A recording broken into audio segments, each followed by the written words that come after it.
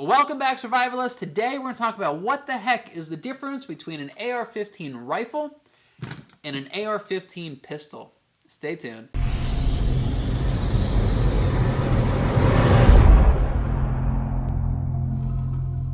So this is a really confusing issue for a lot of people, and understandably so. I think even the ATF is actually really confused on this issue, and they've actually changed their laws several times in the last few years regarding what classifies an AR-15 as a pistol rather than an SBR short barrel rifle and rather than an AR-15 rifle. So technically an AR-15 pistol has a barrel size less than 16 inches, an overall size of less than 26 inches, and it does not have a buttstock. It looks like it has a buttstock, but it actually does not. This has what is known as a brace. You can kind of see it's hollow there, and it's got this Velcro strap. That is the big key difference, is that this is designed to be used with one arm.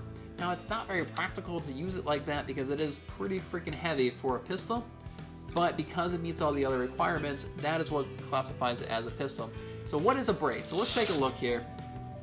This brace is actually intended to be used like this. And this is incredibly goofy and nobody uses it like this, but what it takes a lot of the weight off of your wrist and puts it on your forearm here. And this is how you're actually supposed to be firing this. It is incredibly impractical. I literally can't even look down the sights right now unless I fully extend my arm. It's a bit ridiculous. You never go to the range and see anybody wearing this.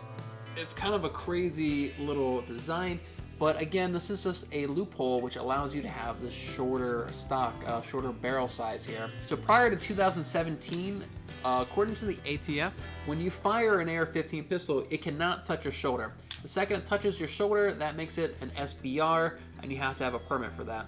So you had to fire these things out like this. Now in 2017, the ATF kind of curtailed their ruling on that, and they said that like sometimes it's okay if it touches your shoulder. According to that, it is illegal to have this, go to a range, and brace it up against your shoulder like this and look down the sights.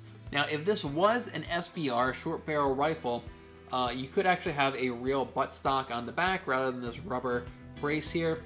But you have to jump through some loopholes. You know, it's similar to getting a silencer for your weapon. You have to pay a very high tax on it.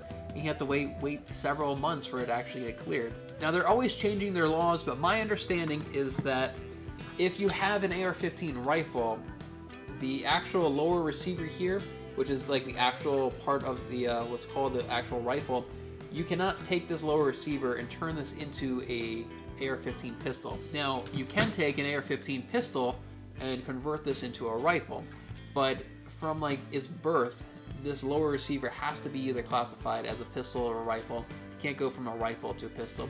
That's my understanding of the current laws, but again, they're constantly changing. So why would you want an AR-15 pistol in the first place? Who is this actually for? So there are a couple of practical uses for having a much shorter barrel like this. One, if you think you may be in a situation where you need to clear rooms and go around corners, having a much shorter barrel in like an urban situation is just much more functional rather than having something like this with an incredibly long barrel. You know, this is much harder to go around corners and clear rooms.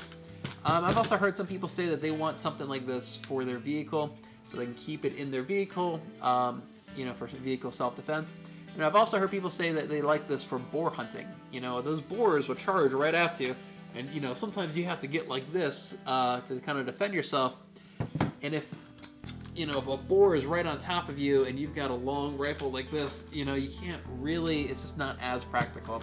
So there are a couple practical uses for an SBR short barrel rifle or an AR-15 pistol. Now there are some disadvantages to it as well. You know, obviously you can't have a really nice adjustable buttstock like this to really get that fit just right. And it's not as comfortable on your shoulder as a more traditional buttstock. And of course, at longer ranges, you're gonna lose some of that accuracy. And my understanding is you're gonna lose some of the velocity as well, since the barrel size is much shorter. And let's be honest, this thing just freaking looks cool, it's very unique, and it's a lot of fun to take to the range and just play with.